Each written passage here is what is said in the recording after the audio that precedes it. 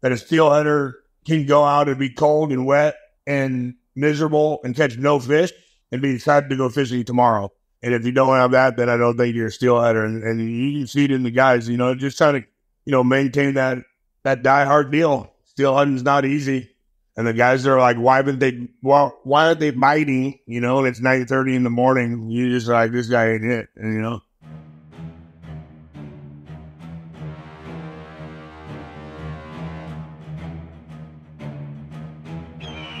Welcome to In the Bucket, the podcast that explores the culture of spay fishing in the Pacific Northwest, a spectacular land of mountains and wild rivers where every cast has a story to tell. I'm your host, Brian Niska. Hey, thank you for joining us today. We've got a great show planned for you as I'm joined by fly fishing industry heavyweights Stevie Morrow and Justin Miller. I'm going to let these guys introduce themselves. Trust me, you're in for a treat. Let's get in the bucket.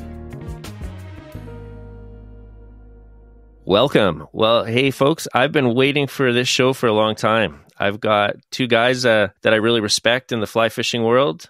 I've got Stephen Morrow and Justin Miller here. Steve, why don't you tell our listeners a little bit about yourself?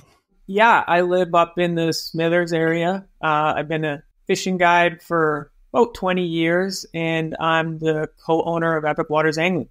I'm Justin Miller. I'm from Northern California. I work in the fly shop, and same as Steve, been in the industry about 20 years, guiding and working in the shop, and now I'm in the international travel department of the fly shop, booking guys all over the world, steelhead and every place else. Justin, I think out of everybody I know, you've got the most international steelhead experience. Can you tell our listeners where you've caught steelhead, not river by river, but maybe by continent? Yeah, you betcha. I mean, I'm proud to say I think I've caught them in every single geographical boundary or political boundary anyway in the world. So California, Oregon, Washington, Idaho, British Columbia, Alaska, and Kamchatka, the Far East, the only place they exist on the other side of the Pacific. Right on. I'm assuming that Kamchatka fishery, no one's accessing that from this part of the world right now. Is that true? Not necessarily. It's a hell of a push for sure. But I went over there in 2022, right after the war had started. They still issued visas. I guided it that year. I'm not going back this year, but I'm sending some Russian clients, some good friends. One of the owner of the Okanga, so big swing fishermen, and they're already there, so they can get in and out. But yeah, it's possible. The sanctions make it extremely difficult, but we got friends in low places. You know what I mean? Right on. Steve, you ever fished over in Russia? No, never. I'd really love to go fish the Kola, anywhere over there. Atlantic Salmon Reserve is, when people ask me what's the top of my bucket list, I think probably fishing the Litsa or the Karlovka or the Rinda, one of those rivers. I've just seen enough media about them that I'm pretty obsessed. Yeah, it's always a discussion, Steelhead versus Atlantic salmon.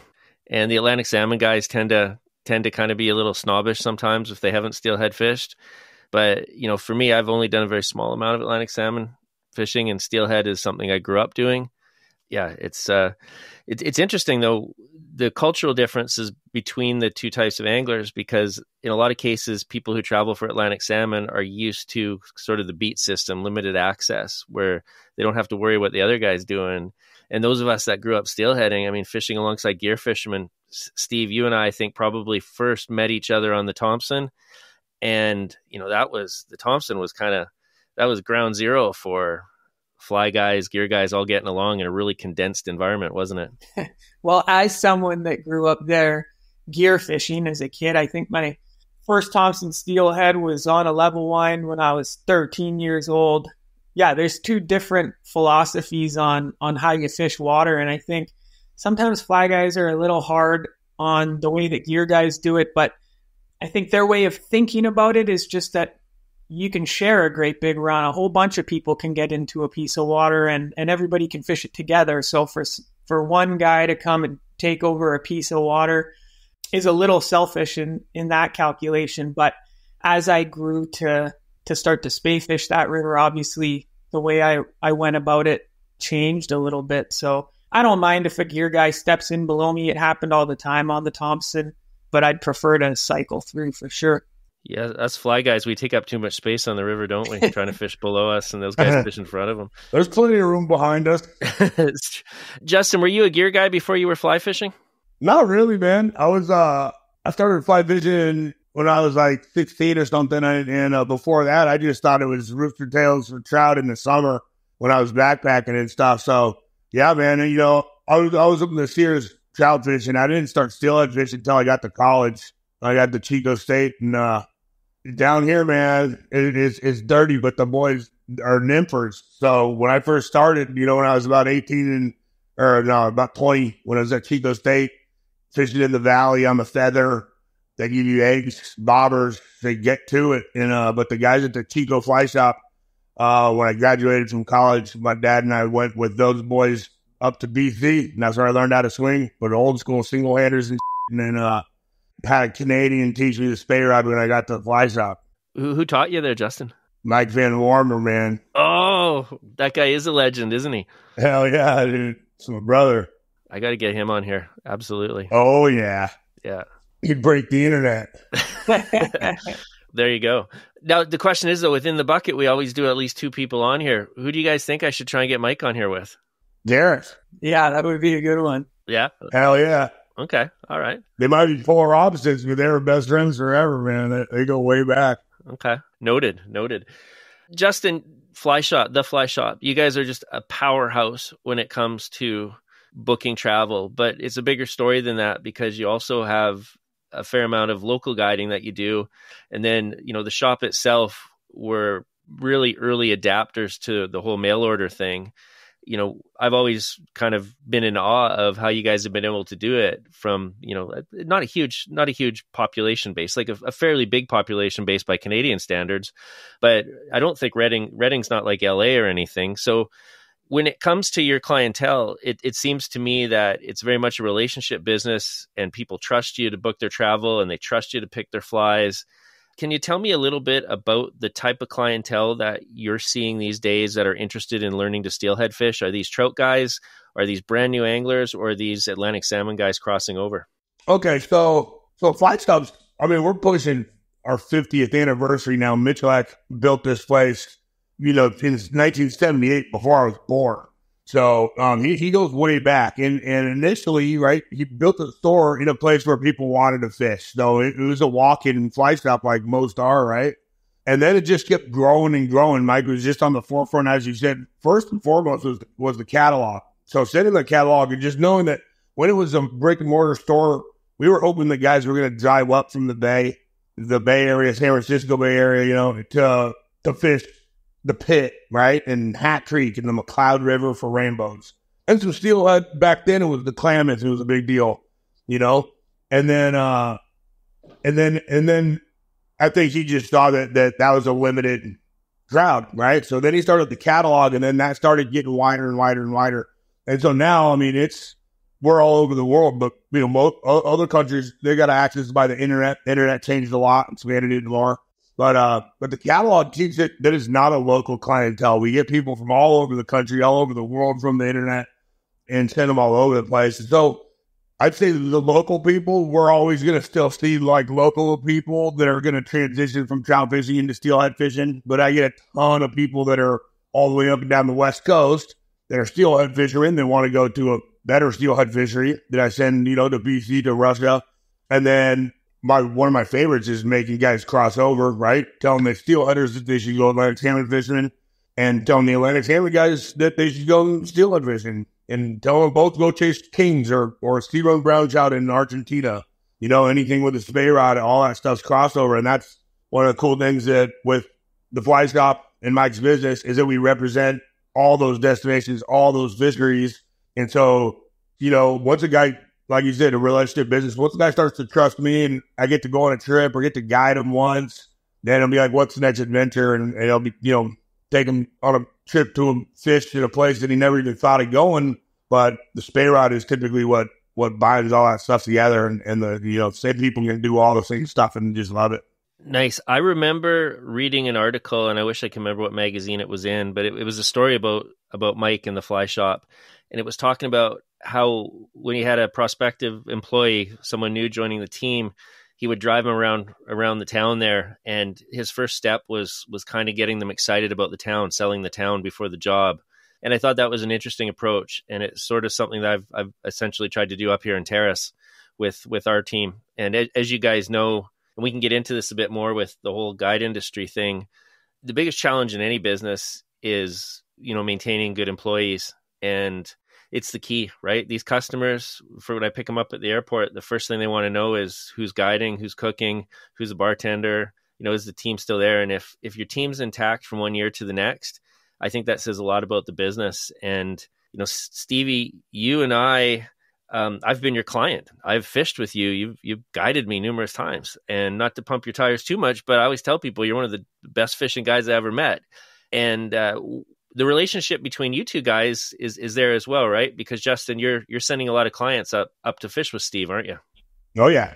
That's the number one place I send guys is all the epic waters for sure, hands down. If you guys want to go steelhead in BC, I'm calling those guys first. Nice. Well, the stretch of the Bulkley that I've fished with you, Steve, is of course the canyon, and a very special part of the Bulkley. But what we got a lot of people who listen to this who've never steelheaded before, or certainly never steelheaded out west. And it's important for me to explain to the listeners that steelheading changes from one system to the next. And Justin, I think you and I first crossed paths on the Kispiox, which is a very unique Skeena tributary, very different than the Bulkley Canyon. But when it comes to people doing their first steelhead trip, what type of advice, Justin, this question for both of you, what type of advice, Justin, are you giving these guys when they head out the door? And I'll tell you, after we're done, I'll tell you what my advice is when I pick them up from the airport. And Steve, when someone first gets in your boat, what's your first piece of advice that you give to them? That's a tough one. I mean, I think I spend a ton of time these days, maybe unfortunately, that guys just, they have to maintain patience. That a steelheader can go out and be cold and wet and miserable and catch no fish and be excited to go fishing tomorrow. And if you don't have that, then I don't think you're a steelheader. And you can see it in the guys, just trying to, maintain that diehard deal. Steelheading's not easy. And the guys are like, why aren't they biting? And it's 9:30 in the morning. You just like, this guy ain't it. And, I try to encourage that. Just be like, it's not going to happen in a minute. It's going to take some time. And Steve? Well, first I'll say the narrative I'm always telling myself, which is like, set expectations really low and then surpass them. So that's my own internal narrative when I first get in the boat with new clients. Try not to oversell. But I think what I'm always trying to communicate, especially to brand new clients, is like just to be comfortable within your ability. I think people consume a lot of media. They might be watching other anglers that are really capable, and they fail to realize just how many steelhead are caught using the basics and none of the fancy that everybody wants to be able to do because it looks good to the spay bunnies or whatever. I just think, so many fish are caught rolling your head out there, even your sink tip. How many fish get caught just flipping your sink tip out there? So if people stop striving to be, a character from a river runs through it, and they just go out there and listen to their guide and keep it simple, I think they'll find success pretty quickly. It's hard to discount the luck factor in this game, isn't it? Yeah, definitely. And huge. It's funny, even guys that are really good a lot of times will forget the really simple stuff too. So you often find yourself trying to bring them back to just flipping their head out or taking it easy. Well, for myself, one of the things, whether I'm guiding or just, talking to the clients before they go out with a real guide, I always tell them you got to believe, let every cast fish. And assume that every little weird bump or hesitation is a 20-pound steelhead nudging your fly, and get ready to put the work in. Because one thing I've noticed, and this is, I think, the mark of a good guide, is that relationship with the client. If the client says to the guide, hey, I think I had a bump, I had a bite, and then the guide's not lazy, the guide's out there changing the fly, coaching at that point, because good guiding is coaching, and, getting that person to, work on that fish for a bit, man, for me, it seems to work out half the time. Yeah. No, that's a great one, man. That's the number one thing is to believe, and that's, I think that goes somewhat what I was trying to say, right, is the guy that's going to can stay out there and be miserable all day, catch no fish and be excited to go tomorrow is the believer, right? It's a guy that just like can persevere and just say, yep, no, regardless of the last 5 days of getting skunked, tomorrow's my day. And that's just the mandatory thing for a swing fish ring. It's crazy how, like, just what I've seen where if you have someone who gets a little sour, like, I need a fish, I need a fish guy, he never gets them. I don't know if he's like sending negative energy down the line or what it is, but there's got to be a way to rationalize it. Why does that never work out for him, Steve? Well, it's also super contagious. I mean, when somebody's having a bad time, it seems to filter into the whole group of guys, and it makes everyone's experience a little bit more difficult. So, I don't know if it's karma or what, but people fish differently too when they're not feeling it. Like, people talk about what's fishy. Like, you see a guy and you're like, that dude is fishy.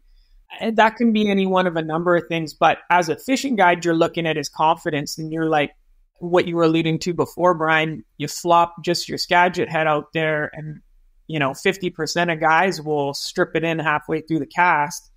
And the guys that you see fishing it to the bank, like they're about to stick one, they just have a whole different approach to it. It just looks different, and you're watching them thinking it's about to tighten up on every cast. So yeah. I got this one little story. I'll try to make it brief, but it just is the epitome of this thing, and that the confidence and the negativity at the same time. Where I had these two guys, I don't know if they ever fished a day without each other, and they were very evenly matched casters and skill level. And I'd fished with them in Russia and BC, all over the place. But we were on the Trinity River, my home guide river here in California, and we're fishing down there. And this might be some behind the scenes stuff for guides, but when we got, especially in smaller water, and you got two anglers, one guy's in the A water that you're feeling, and one guy's got to be in the B water, but you're going to be like, nah, this is an awesome piece of water, right? And it is, but it ain't the A water, right? And I remember first run of the day, I put one of someone's got to start in the good stuff, right? Well, I put him in the A water, bang, he gets a fish straight away. I'm like, sweet, we're playing with house money with this guy now, And so the nets run, right? Unbeknownst to them, they get flip-flopped. So now the guy that didn't get a fish, he's in the A water, and the other guy's in the B. And hell, if the guy in the back in the B run doesn't just bang, he hits the second fish. I'm like, ooh, that stings, And the other guy's fine, he's like, oh yeah, awesome, good job, buddy. We kept going down the run, and I kept putting this guy in the B water, and I put the other guy in the A water, and I could see it. They got caught a third fish. I could see him starting to feel bad that he was catching more fish, and the other guy was starting to be like, why am I not catching fish? And that thing, dude, the guy ended 8-0, right? I mean, I learned 5 or 6 pieces of water that I'd never caught fishing before that are now A water, right? This guy was unstoppable, and I could literally feel like every time the fly hit the water for him, he was like, it's gonna happen, it can't not happen. And it was like this unstoppable energy, right? And the other guy, if his fly was downstream, his head was upstream, putting all his energy on the other line too.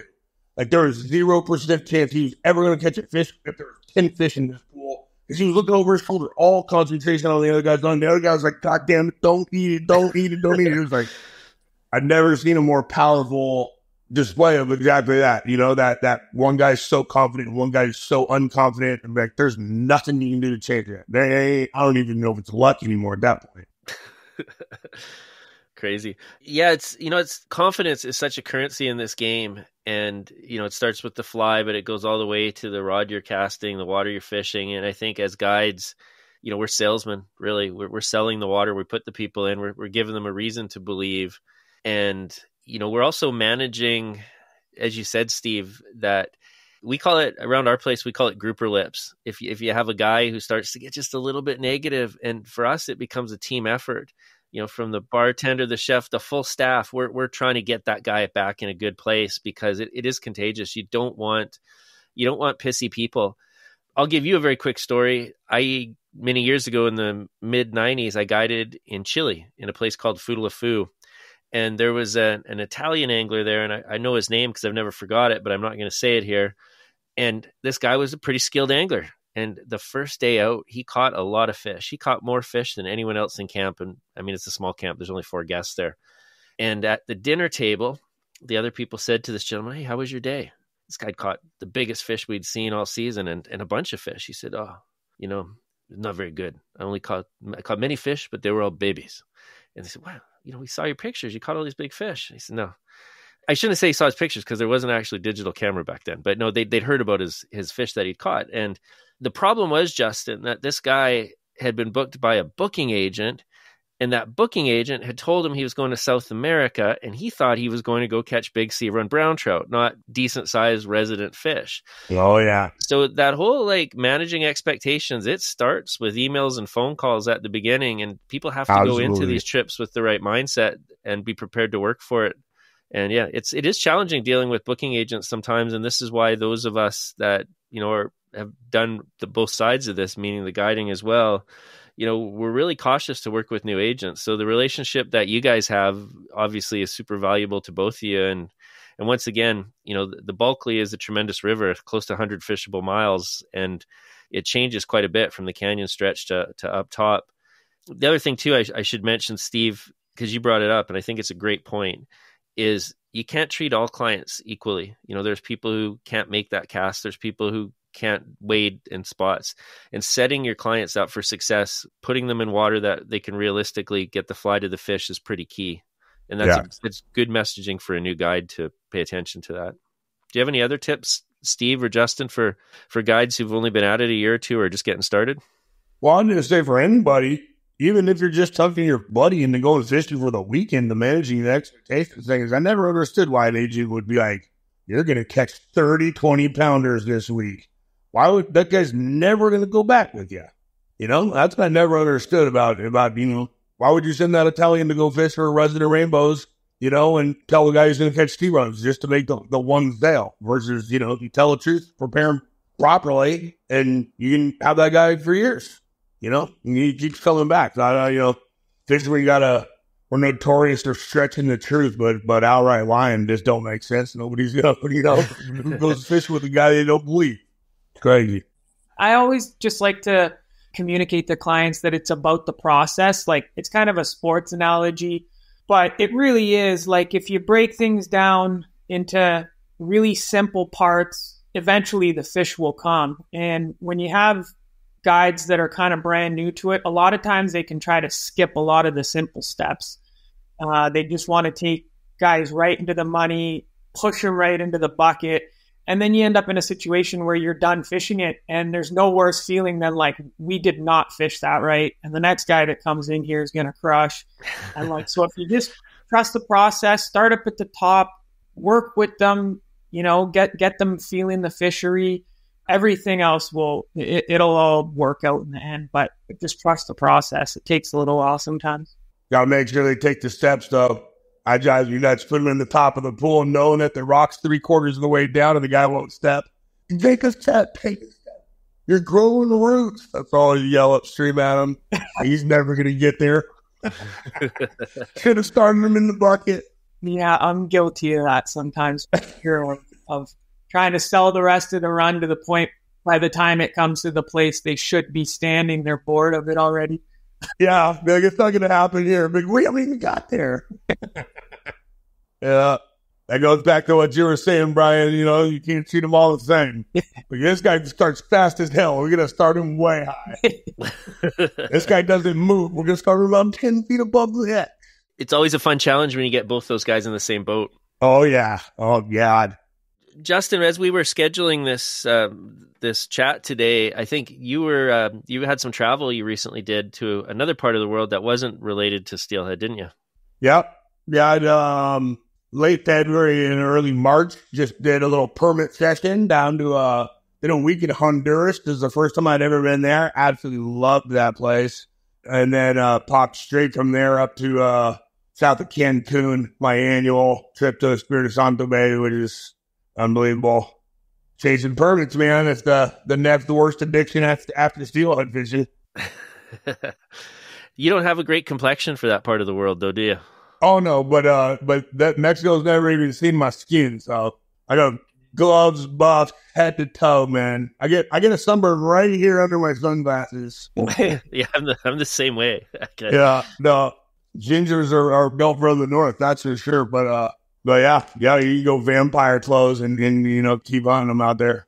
No, I've got some good friends who fish in Australia, and we actually had a conversation with April Vokey, had her on the show earlier, and it seems to me that Australia in a lot of ways is kind of like this final frontier for saltwater fishing, just given the massive coastline there. And I do know a couple people that are up north there who are fishing, permit and some tuna and other stuff that they're catching in places. So I don't know if I'll ever make it there, Justin, because I as a redhead, I'm a little terrified of the lack of shade. No. You gotta wrap up, man. So I was in Australia in 2019. It was one of the most mind-blowing places I've ever been in my life. And I'm actually going back in August for like a month. I'm going to do two different outfitters there and then hang out for about 4 or 5 days in between because they wanted special tides and stuff. But that place is different. That place is crazy, man. All the different flora, fauna, birds, mammals, and fish is out of control. You got to put on the full white 90 plus Ginger Deluxe sunscreen and then head to toe coverage. You'll be good. Who are you fishing with down there? I was fishing with a couple different places. The East Cape is East Cape Anglers, and that is like it's on the Great Barrier Reef side. Looks like white sand flats. That's going to be a new place for me. It looks like hard white sand flats. And Talon Permit and Talon Blue Bastards just looks really classic wading, side casting for those two fish specifically. And then the other side of Cape York, about a week, I was with Weepa Sport Fishing, and I fished with them in 2019. And that's in the Gulf of Carpinteria, and that's like Variety City, man. We landed like 43 species last time we were there, and the guy's like, "This is terrible, man. The weather's off." We're like, "This is sick, man. I can't imagine if it was on." So we're gonna go try to see it when it's on this time. And the main draws are golden trevally, queenfish, and barramundi. But we saw tons of wax and stuff. And over there, they got the weird fourth permit called the Anik. I'm pretty pumped to go try to find one of those. Nice, Steve. You ever fish down there? No, never. I kind of fit like people are always asking me to go skiing and snowboarding, and I figure this is an expensive enough addiction. I'm fully committed. I don't need another one. We did do a permit program where we had some buddies that were in Big Pine that had guiding outfits down there, and we took clients down there for a couple of years, and we just treated it as a working vacation, chasing tarpon around the worm hatch, and it was awesome. I mean, it very quickly gets in your bones, and like most addictions, I had to do my best to put it down, and I think I'll stay that way. Derek told me about that worm hatch you guys had going on, man. It was crazy. Yeah, it sounded nuts. We saw some amazing things that just growing up in this world of fishing, it was just completely different. It was mind-blowing. And Steve, your guiding career kind of bounces from location to location too, doesn't it? I mean, today, never mind where you've guided in the past, but what does your year look like right now? Well, it's got some personal fishing mixed in there too. I, in the last few years, made sure to try to remember why I love it so much. So that's been nice. But I start off the year in Haida Gwaii right around New Year's Eve, go out to Copper Bay Lodge. Justin's been there, actually predated me there, but he's been there a couple of times. And do that for a couple of months. And then I come back. We do a little bit of spring steelhead stuff in and around April. Then I have a little bit of time off. I do some personal fishing this year. I'm going to the East Coast fishing for Atlantics. First time I've done it on the East Coast of Canada, so I'm pretty stoked about that. And then I go to Alaska for a month to the Togiak River. We've been running a program there in conjunction with a lodge for the last 5 years. So that'll be fun. It's always great to get back there. Come back here, meet up with the crew, and start preparations on the fall through the summer. And then I'm personally on the Bulkley through September, October. And then that's about it. I take a vacation in November, and it's back to bookings in December. You going to be up in Skeena country this year, Justin? Man, I was hoping I would get back up there. I haven't been up to Skeena country since like Kingfish Pavilion. And so, but yeah, that was right about the time we got the steelhead prunger and rocking and rolling for the fall. And then with the kind of locked down right now for the stinking war, I was hoping I was going to get up there, but I've been guiding with Russia closed. I've been guiding up in Alaska at Lava Creek Lodge, Chinook and Koho, and then but this year I think I'm going to go up and work with the Alaska Steelhead Company for the fall. Do a couple months with them. Get back on the water, chasing some steelhead in the fall. It's killing me. I'm not at the Kamchatka Steelhead Project, but pretty stoked to go to Alaska Steelhead. The place is pretty awesome. Yeah, I mean, you pretty much got the whole range there from California to Alaska under your belt, don't you? Yeah, that place is as far north as I've ever caught fishes with them. But yeah, I gotta get back to Skeena country ASAP, man. It's been killing me. When was that? I was like 2015 when I was down there with you, I think. You know, it's funny. A lot of folks have been talking about, you know, this sort of crisis narrative that Skeena returns have been really bad in the last decade. And, you know, the reality is there's been some pretty good years in that time period as well. And we base our enumeration. It's not exact. Like, you know, you guys have in the States, you have a lot of hydroelectric projects that allows them to count fish as they come through. We gill net a few and kill them and extrapolate it out with a much larger number for some estimate of what we think might be coming through. And last year was a year where that gill net didn't really match the angler experience. You know, certainly, you know, our fishery here with our lodge is essentially from Kitwanga down to Tidewater. So we're getting first crack at these fish as they swim up the Skeena. So, you know, essentially we get a chance at everything. And we had, you know, pretty consistent fishing, especially in the latter part of the fall last year. And, you know, we were kind of pleasantly surprised because the test fishery numbers were indicating, you know, a year that wasn't going to be that abundant. Steve, fishing the Bulkley last year, what was your experience? Yeah, you know, it's always an interesting one to compare what the counts are with what the angler output is. And our experience was really good. Down where we were, where I predominantly fish in the canyons, we kind of live and die by water heights. On a lower water year, you can imagine the canyons are a way more hospitable place for steelhead.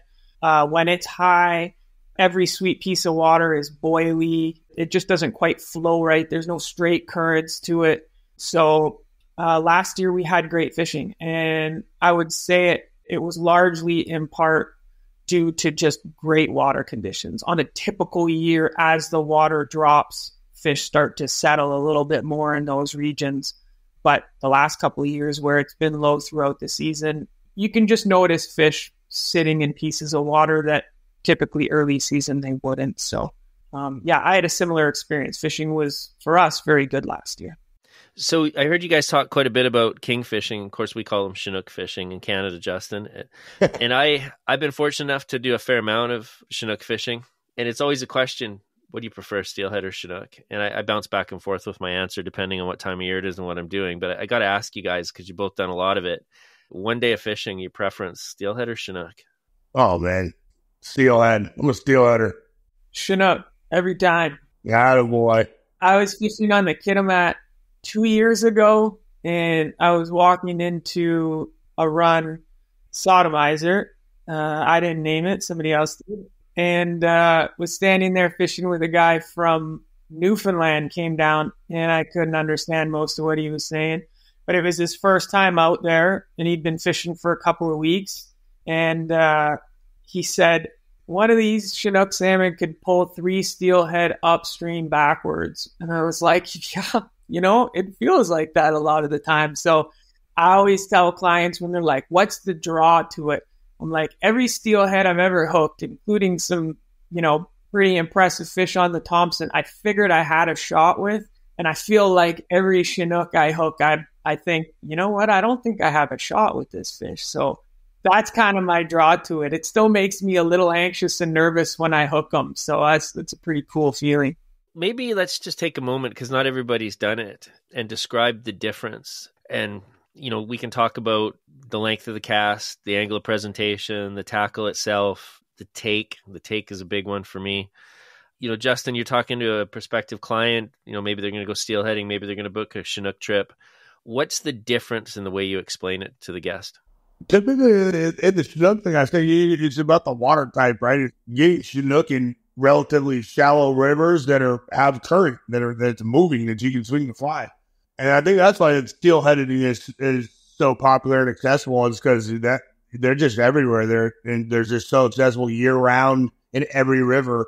We're gonna be like, okay, there's 5 rivers I can think of that are awesome, And so that's the big thing. It's just, if I'm booking a place, I know it's one of those rivers, and then it's just get the fly in front of the fish, right? So, you sink tip, get the big fly, get it down there.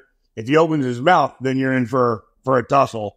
That's the cool thing with steelhead, is where you're maybe it's a little less that, right? Okay, water temperatures maybe dictate what tackle you're going to get, but you can get a steelhead to rise, or you can bring the fly to them, and you can make them act so many different ways. Where Chinook, man, you better get it right close, but then the fight is a lot of it, right? Not necessarily, we can mess around with presentation on steelhead, not really on the Chinook. Steve, what do you think? Yeah, I think the interesting thing about the Togiak is it sets up a lot more like a traditional steelhead river. I think a lot of our BC systems do too. Oh yeah. I think about the Dean, for instance, like the places that we would catch Chinooks would often be where you'd expect for a steelhead to tighten up. And guys would hook 8-pound hen steelhead that we'd boat chase around 2 corners screaming, it's huge, thinking it's a Chinook, and it's a little hen that was super feisty. So I fish them a lot like we do in BC, which is like fairly slow presentation. It's a big river, trying to get it into the buckets and really slow it down and show it to them for as long as I can. And that kind of a technique works well there. The flies aren't super big. It's very steelhead-like. But some of the guides that work there, have come from the Kamchatka, and they put a lot of speed on their flies. They're purposely speeding up flies. They're downstream mending, pushing it to the beach, like kind of showing me that there is variety in the way that you target these fish depending on the system. And that translates to steelhead too, right? Like clearly from river to river, there's a lot of different techniques that people use to try to get fish to jump on it. And some of them just don't work in certain systems. So yeah, I think Chinooks have a little bit of variation, but Justin's right. You kind of do have to hit them between the eyes for the most part. Yeah. Now, you guys' rivers are different, instantly I was going to the tundra type stuff and, gravel bar stuff. But I remember fishing the X-Stall with Derek, and we kept going over that one run that's just full of wood. And I always had fish in it, but no matter what we did, we were snagging until we started fishing like 5 feet of T14 and unweighted fly and fishing it sideways and ripping, and those fish were hitting it so hard, like right under the surface. The only way we could do it not to get snagged. Like the fish are there. So now what do we got to do to get to a drift without snagging up? And it was shallow and fast. Those fish are coming out, hitting it, then going back in the wood and giving us problems. But it was fun as hell figuring out how to get those fish to eat in that situation. And that's not what I was thinking of, but I'm like, yeah, y'all got some diverse fisheries that are fun. Make it hell fun. Yeah. I sure love the way they show themselves. It makes it easy to keep people engaged when there's fish blubbing in front of us. And I personally always throw pretty square when I'm fishing for Chinook, and I don't have the attention span to let it swing too far inside. So I love the way that Chinook will grab it. Sometimes it's almost like they see it coming if you put it in the right spot. And, to me, the take is so much different, right? It's just, and I handle it different. I'll strike a Chinook. I won't strike for steelhead. Yeah, one of my favorite things to do when I have a new Chinook angler, just because I'm a bit of a sarcastic prick, is I'll just say, here's how the bite works. And I'll walk up and grab their shirt and I'll say, here's a bite. And I'll give it a little tug. And I'll go, here's a steelhead pulling on it. And I'll kind of give it one of these slow pulls. And then I'll go, here's a Chinook. And I just slowly grab their shirt and keep pulling till they start looking at me funny. And then they start like kind of falling forward and just keep pulling and pulling and pulling and pulling. I'm like, that's what you're looking for. It seems like sometimes they'll crush it, but a lot of times it's the heaviest tighten up, and it just keeps going and going until you pin them. It's pretty cool. Oh yeah. And Justin, what you said, it's fascinating to a lot of new Chinook anglers. They think that they need to be dredging the bottom, but the reality is these fish are very happy to take it just below the surface sometimes. Yeah. Especially in a tidal situation. Yeah, I remember I can't remember who we were swimming with, but we were up in Lava Creek and it just had a big old marabou fly, and I think the one that just like changed it, and then we saw fish rolling like an eddy on the far side of a current, you know. And I'm just like, I don't know how we're gonna get the flies to get slow over there, you know. And I was feeding up on a bluff to just see what would happen. I remember seeing a guy just throw the thing like almost upstream, the middle of the line just caught the current, and the fly's not even wet yet, and it's ripping around. I mean, it looks like a giant chartreuse skater. And this Chinook just was bounding down the river after it through that swamp stuff to get it. And I was like, what the hell? I think I'm going to qualify that as catching them on a dry fly, man. Yeah. The first time that I went up to the Togiak, you know, we went up there and they were kind of like, yeah, it's not really a great fly fishery. It's not conducive to fly fishing. They brought a few guys up and haven't had success, but you can come try it. So I had 2 guys that came that they fish conventional or fly. They're like, we don't care. If we don't get them on the fly, we'll switch to conventional tackle fishing. And so the first day we pulled up and I said, let's just go do whatever it is that you guys normally do. I said to the guide, and I just want to like I'll just sit and watch the water. Like just try to see if there's any spots that I think will be conducive to the fly. And we went up to the first run, and the way they do it is they pull up to the top of the run, cut the motor, and then the guys throw bobbers out. And we got into the first piece of water. The first guy threw the bobber out. Second guy threw the bobber out. It drifted about 10 feet, and a fish came up and started eating his float, like dishwashering on his bobber, and let go. And I was freaking out. I was jumping up and down going like, are you kidding me right now? And I said, how deep is it? He goes, 7-8 feet in there. That's about what the float's at. And I was like, you gotta be kidding me. Like, that's the craziest thing. He goes, oh, that happens all the time. It's like, oh my God, this is a different breed of Chinooks, man. That's crazy. That sounds like fly fishable water to me. Yeah, exactly. Like, get this float rod out of here. It was really cool. Nice. I'm going to bounce around here a little bit. Justin, we briefly touched on Russia, and, you know, not too many people get to the opportunity to go steelhead fishing over there. A little bit of research I've done on it suggests to me that at one point there was a fairly significant impact from poaching, and that was more or less cleaned up by the presence of, you know, destination anglers. Is that true? And what else can you add to that? Yeah, I mean, that's what I heard from our scientist, the head ichthyologist from Moscow State University, Kirill. And yeah, he said that unchecked, there's definitely an influence on the population. But I mean, there's no road to these rivers. There's no anything. It's on a seeable hot side.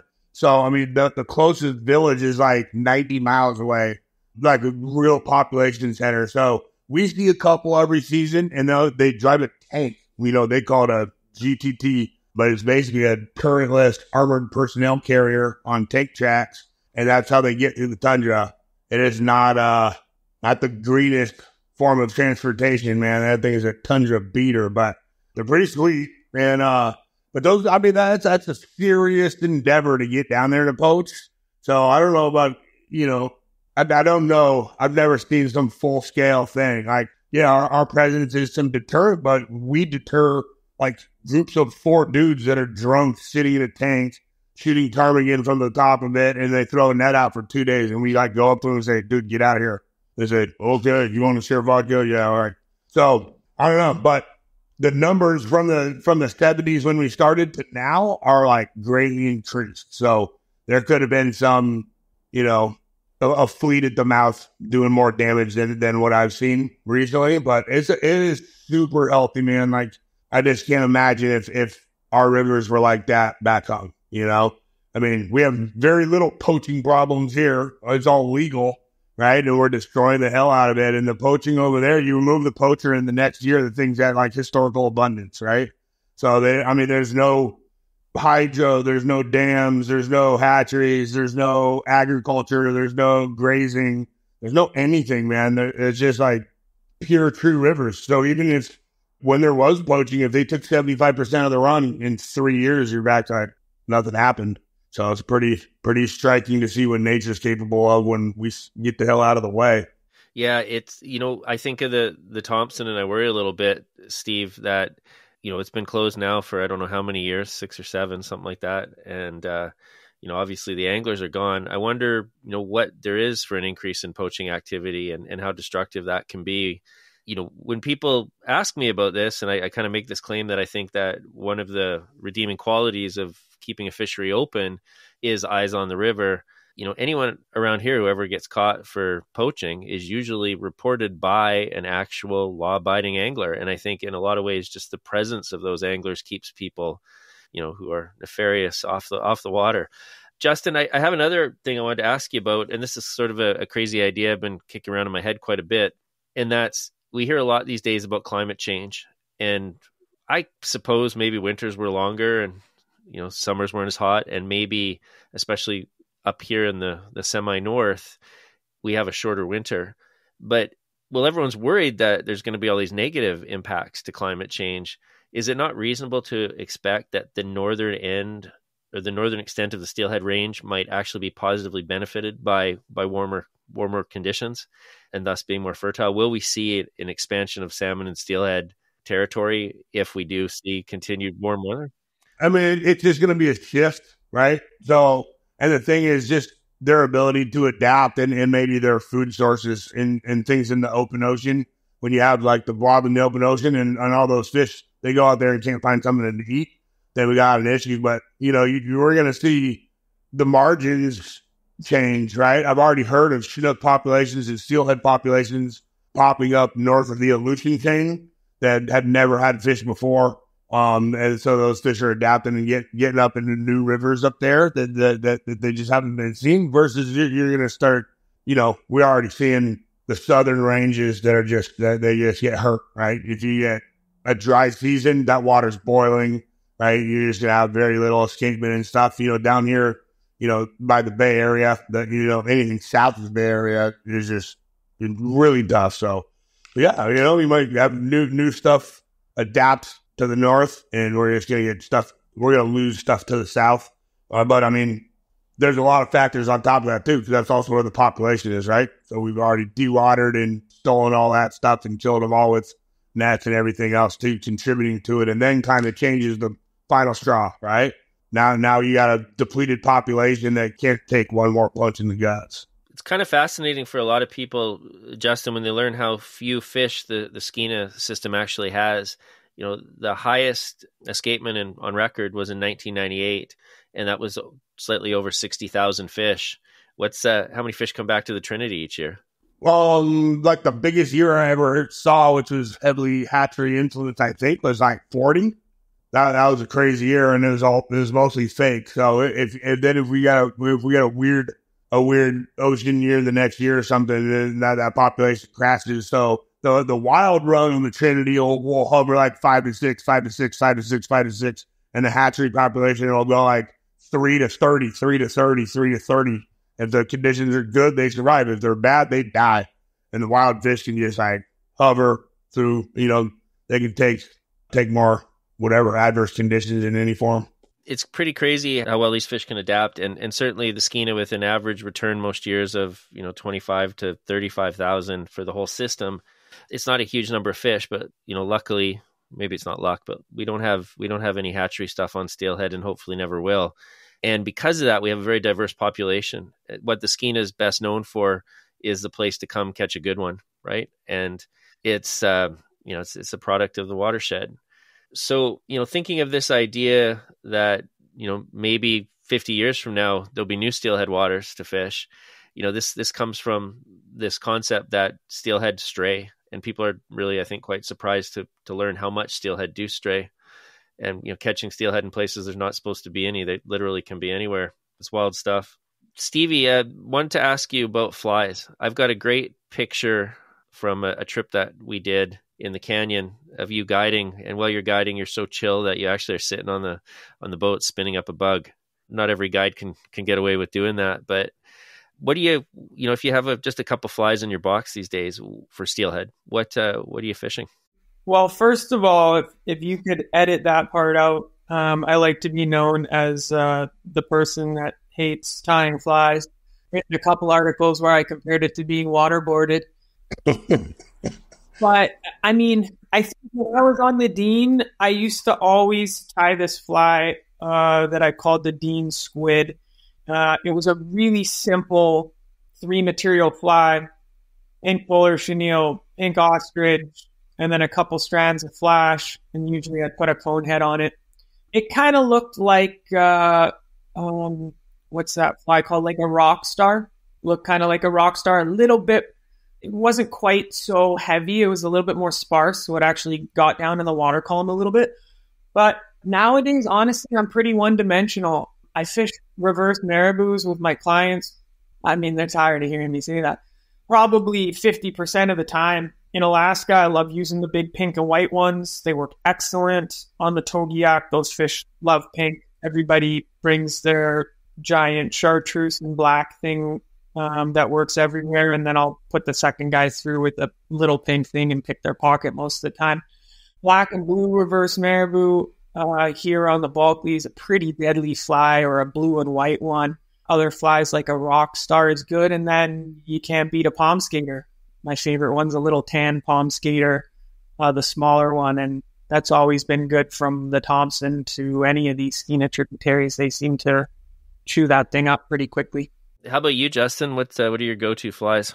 In the summer and the fall, I fished some traditional flies, the Silver Hilton and the Assassin, and then I skate a mother. Or I do like the scopper too, popping those things, watching the fish get violent on that sucker. And then when winter comes around and the water gets cold, pink or blue or mixed intruders. That's it. Pretty simple. Variations of that stuff. Yeah, it's interesting that our guides all kind of have a similar thing going on. You know, they don't tend to have a huge variety of flies in their box, but when it comes to the marabou stuff and intruders, sort of a color range of pinks as well as that blue-black combo, sometimes a little bit of purple in the mix. But it's wild. I don't think there's a fly that doesn't work for steelhead when it's presented properly with confidence, right? Me too. I think that's why I stopped using variety, right? As you're like, you get clients and be like, if you haven't caught a fish in 5 hours, they're like, should we change the fly? I'd be like, why? They ate this 1,000 times before, they're going to eat it 1,000 times again. We're not changing. You know, so when I'm guiding, I've started with one guy with a Silver Hilton and one guy with an Assassin. And if the guy with a Silver Hilton catches two first, I'll let the other guy switch over to a Silver Hilton. And that's it. Yeah, I'm super guilty of that. Like, I will open my box from last year, and the only fly that worked last year, I'll pull it out of the box, about to tie it on, stick it right back in the box, and go to whatever's working that year. It's so funny, but that's back to that whole confidence thing. Like, I always say that to clients too. It's like, if you got a fly you believe in, let's put that thing on, because you're going to fish it totally different than something that I tie on and you're like, no way, that's never going to work. So you got to believe. Absolutely, man. I had a story exact back then. I had a guy, you know, my Assassins in Silver Hills, I got a 1-inch long in the summer. And this guy showed up and he had like a 3 or 4 inch marabou, like drab kind of thing. And I'm like, that's a rogue fly for sure. And he's like, it's my favorite fly called the Golden Dragon. Can we tie it on? I'm like, absolutely not. You know, like 2 hours later, he's like, we haven't caught any fish. Can I call the Golden Dragon? I'm like, no, dude, it's way too big. And then at lunch, he's like, hey, do you think we could tie the Golden Dragon? We haven't caught. I said, absolutely, tie that sucker on. First pool, pop, and get some fish. I'm like, oh. The last time I tell a guy no, you know, I got believed in that thing, boy. Yeah, my good buddy Chris O'Donnell, the first time he came up here, wanted to fish olive. I always get him on olive. I'm going like, don't tie that thing on, man. That's ridiculous. He's like, it works. I'm like, yeah, it all works. But like, come on, don't. And of course he tied it on and proceeded to just absolutely crush that day. So then I just had to foot out. Steel will make you look stupid if you're talking absolutes like that, you know? Be like, no, that's never going to work. Steel head be like, hold my beer. All right, so we talked about flies. Leader material is a topic of discussion. Sometimes people's more important to them their leader than their actual fly, it seems. You know, for me, I've been pretty attached to my 20-pound Maxima here on the Lower Skeena. What are you guys fishing for leader material most of the time, steelhead fishing? 10-pound match in the summer and 15 in the winter. Yeah, I'm 20-pound Maxima all the time. I always say you can use 15 and you won't lose many, just the big ones.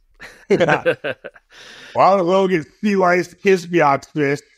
No, we fish a lot of ledge rock, and it's like, it's crazy. You'll get some fluorocarbon guys will show up with their favorite spool of fluoro, and I'll talk them out of it, and I go around the corner, and it's, in their head, it's the reason they're not catching them, and they'll throw it on, hook a fish, and it happens in 10 seconds. It's like the first little bit of lead rock it hits, it's over. That 20 pound, you bring it in, and it looks like it's been run through a cheese grater, and you still can't break it. So when I go up to Alaska, I actually use 25 pound. I usually don't tell my clients that's what I'm tying on, because if they lose their head, they're going to blame me, but I put that stuff on all the time. No, clients is different. I'll fish 25 pound maximum for 5 pound coho. Those guys just wrap their hand in it. God, come get my coho off. Oh my God. Not again. I'm running out of flies. So you guys are both using Maxima? Absolutely. Yeah, interestingly, when I went to do the casting accreditation, like it might have been 10 years ago, 12 years ago or something, I worked with this guy, Willie Holmes, and he's a good friend. Lots of time spent with these different casting organizations from the UK to here. And we came up with a leader for it. I think it had to be under 15 feet. So it was 7.5 feet of 40 to 7.5 feet of 30 to a piece of wool. And I just started using that on the Thompson, I was tying palm skater tubes so that I could get the 30 pound through it. And still to this day now on my dry fly rods is 40 to 30. And guys look at it and they're like, what is this? And I'm like, you'll be able to cast it. It'll turn over every single time, I promise. Yeah. And you don't have to worry about snags. It's not a big deal. Maybe a straightened hook or two, but it'll turn over way out there as far as you can chuck it. So I just stuck with it. And it works great. Have either of you guys tried that stuff? I mean, Dax gave me a spool of it. The spool is awesome. I caught fish with it. It's from Nom. Do you know what I'm talking about, Steve? It's like fluorocarbon coated. Yeah. I haven't tried their stuff of casting rods. I haven't tried their little too. Yeah, we work pretty closely with them. We actually have a series of rods, Epic Water series of rods with them. So they're good friends of mine. I went fishing to Sweden with them last year, and they brought out this fluorocarbon material. I think it's monofilament coated fluorocarbon that gives it a little bit stronger properties in situations where it's going to be rubbing on the rocks. And I fished it there in Sweden. It was excellent. I really liked it. You can get away with using quite a bit heavier weight because the diameter is so thin. And I think maybe the exception would be if you're in a situation where you're going to be rubbing on the bottom, I still think you run into those properties that fluorocarbon has. So, lead rock really is a place where monofilament shines, especially Maxima, when you're not concerned about diameters. But yeah, it worked great on those Atlantic salmon rivers in Sweden. It was fantastic. Yeah, it's got crazy breaking strength for the diameter, doesn't it? Yeah, it does. Full disclosure, I'm still using Maxima, still hate the spool. And I don't know. I just don't know if I'd have confidence to not fish it all the time. But yeah, I do love the spool from that Nom, and I'll keep trying it from now and then. A couple more things here before we wind up. Want to talk to you guys about fishing a wet fly on a dry line. And Steve, I know the canyon down there on the lower Bulkley, there's some great spots for this, fishing over top of ledge rock. For people listening, if you're in the Bulkley Canyon, ledge rock is a big part of your life, and you can make a choice to fish outside of it in the trenches, or you can fish over top of it, depending on water height and what's going on. But Steve, first, let's start with you. How often are you fishing a wet fly on a dry line, and what type of presentations are you doing, and how are you rigging things? I would say my personal style is that I don't do a lot of that, with the exception of muddlers. Fish a lot of muddlers, just subsurface or even kind of up in the film. I think my style is that if a wet fly is required, I'm fishing a wet fly. And if I can get away with being up close to the surface, you're going to have a palm skater on your line. So I kind of differentiate between the two a lot. That said, on the Thompson, that was what you did. It was always something either on the surface or really close on a dry line. So it's insanely effective. And, in those kinds of ledgy places where you're trying to keep it just under the surface, a lot of times I'll fish like a 5M5, a T11, although what you're talking about would work excellent. I think I'd just separate the two into different categories. Justin, you probably fish in a lot of wet fly dry line down south, aren't you? Yeah, I do. When I'm guiding, that's pretty much all we're doing is candy heads and wet flies, unless the guy wants to get hardcore and skate. And then on the North Umpqua, I pretty much skate only. But if I get a fish that boils and doesn't come back and stuff, then I'll usually come back with Lady Caroline or something along that. Just a weightless, weightless fly with a hook. The hook's the only weight in your whole system. So it's a ton of fun, and I absolutely love it. And typically, it's almost out of necessity, right? So both those rivers are just, low latitude down here. Those are gin clear, warm rivers. So the fish are going to be able to see it a mile away. Their metabolism is going to let them move a mile to get it. And if you put anything bigger and clunkier in there, typically you'll spook them. So if I flop a tip in the North Umpqua or in the Trinity's small, so probably even more so. You flop some leech and tip thinking you're going to get closer to the fish and increase your bite rate. Typically you usually watch poof, get they're out of the pool. So, the long leader down to 10-pound maxima and weightless stuff just in the film and just, you just present it quiet. I tell guys, when we're winter steelheading, bang away, but and when we're fishing the Trinity and stuff with those rigs on those fish, I told guys, man, pretend like you're fishing a spring creek. I want the loop shape to be the same. I can't have a ripping on the water, and I definitely can't have splashes over the zone. So, you just guys got to fish delicate, fish finesse, and that's big it for me. So a couple quick questions for you then. One, how long a leader? And two, are you hitching the fly? Are you tying it tight? Or are you running a loop? The knot changes on the fly. So typically, like the leader, I'll just go for castability, right? So if I put a 20-foot leader on, the guy's never going to turn it over, period. And then he's not skating, And then, right, but if it's too short, he blows it out, right? So he's going to go too fast. So typically, I'm like 1 or 2 feet longer than the rod. So guy's got a 12.5-foot rod. He's going to have a 14-foot leader probably in there. And that just lets the thing turn over, but also not blow out. And that's how I choose leader length, is based solely on that. Can he turn it over, and does he not blow it out? And then the knot, I go loop knot on a wet fly, riffle hitch on a muddler, and loop on a stopper when we're doing the chug-a-lug. We when we do dry fly the main stem skeena, we like the chug-a-lug. Yeah, man, they're getting violent. I don't like it. I like watching it, and I like seeing it get eaten. I hate doing it, I'd much rather have my hand in my pocket and just easy glide across, man. You go chug for 8 hours straight, man. You got tennis elbow, and you're freaking, I don't know. It's like being at the gun range all day. But when they eat it, boy, it's worth it.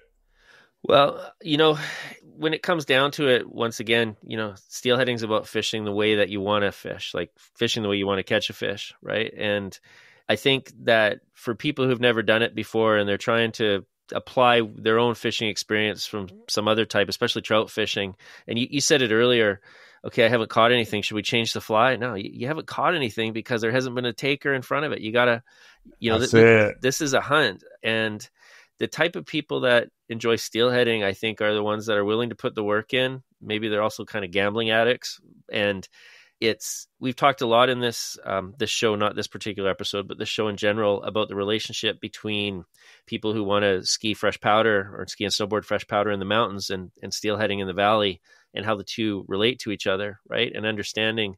And I've noticed this kind of trend amongst my group of friends where people that are really hardcore into skiing and snowboarding, they don't necessarily have to start with trout fishing.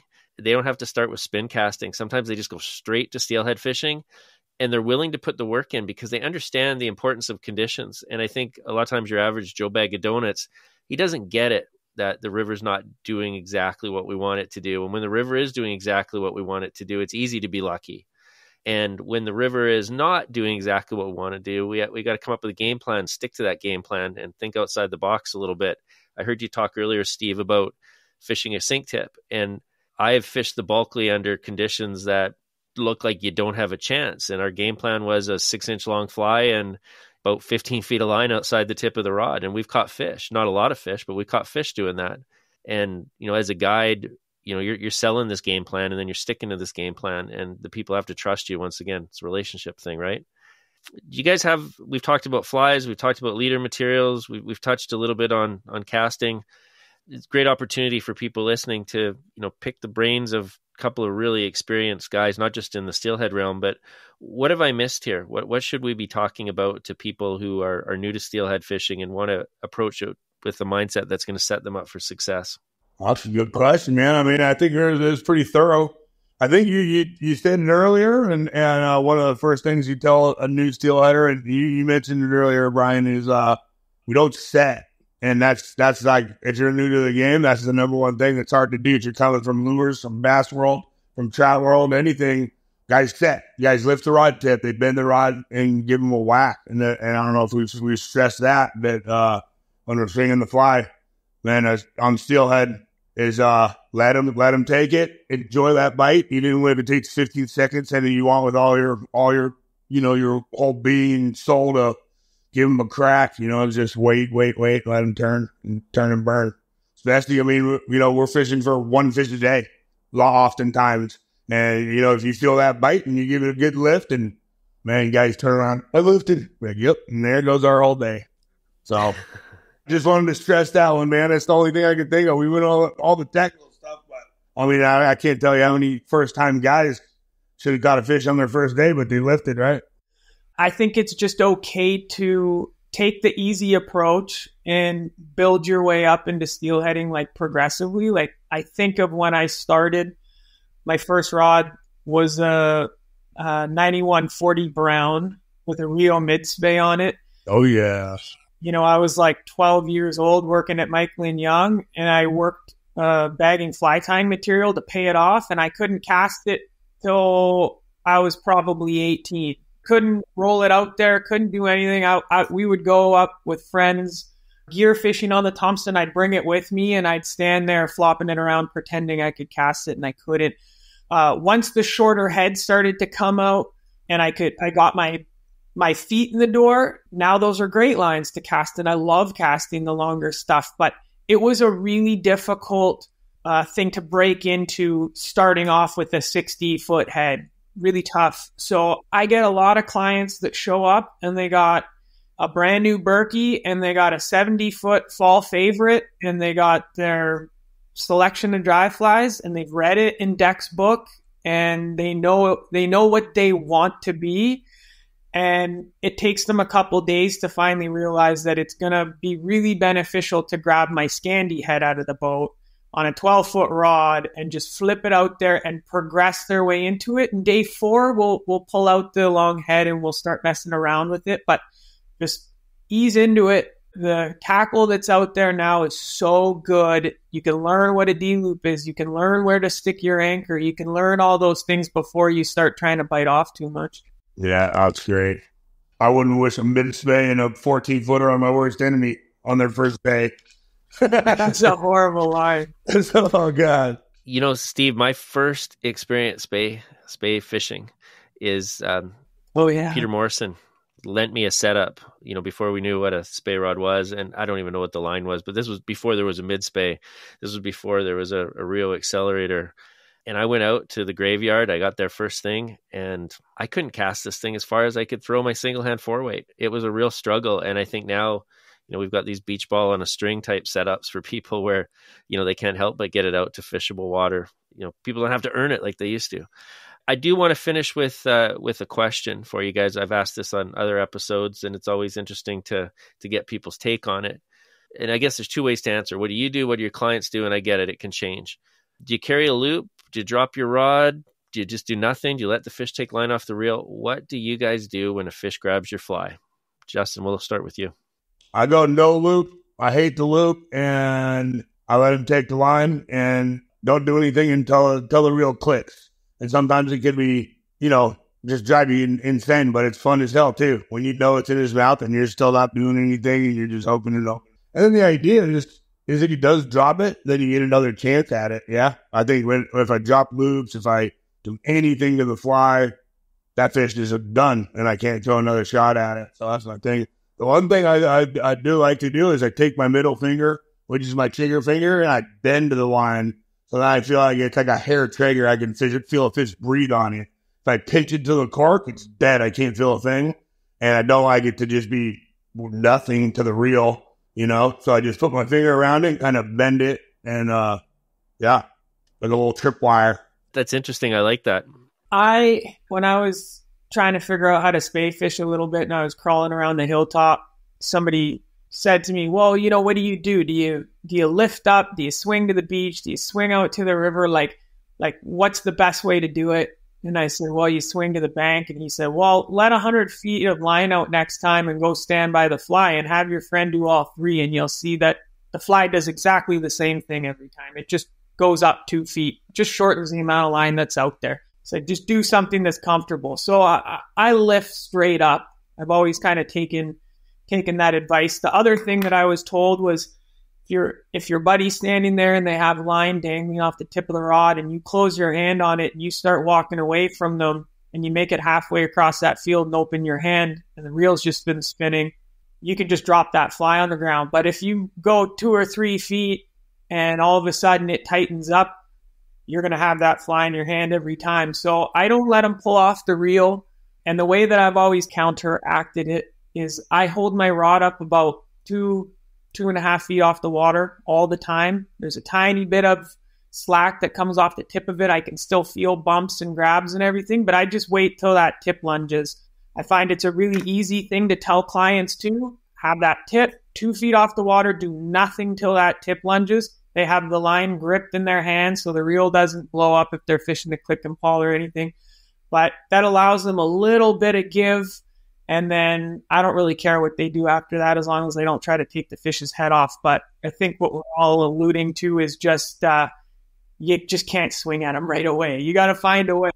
I feel like the loop tactic in a lot of ways is to give people some distraction to focus on while the bite's happening, as opposed to this thing where steelhead magically come up every time, grab your fly, and swim back to the lie that they came from. We've all seen fish just materialize behind a fly and sit there. You just got to give them a second. Yeah, the only place I've ever seen the loop work is the Deschutes.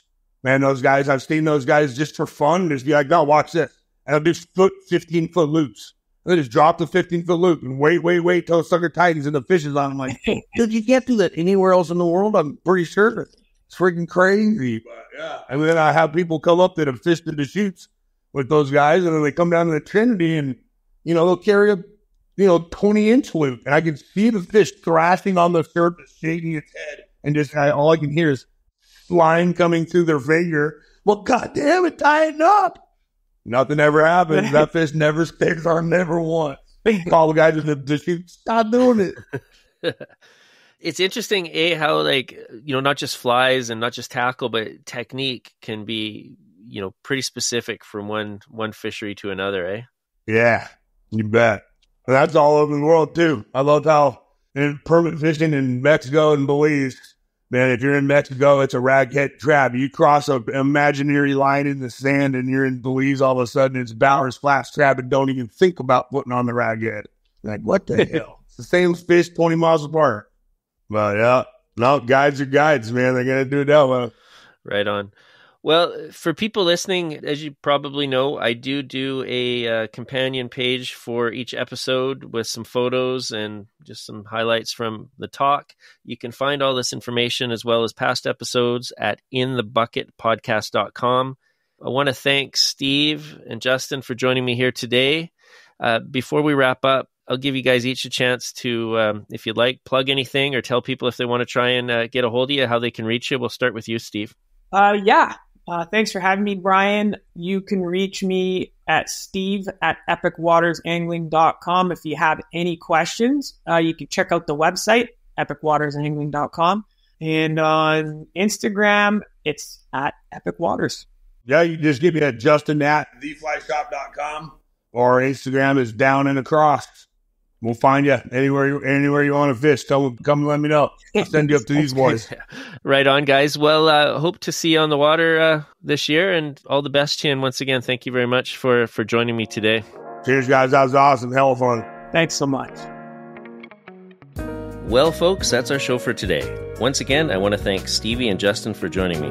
To those of you listening, I want you to know that I really appreciate you tuning in.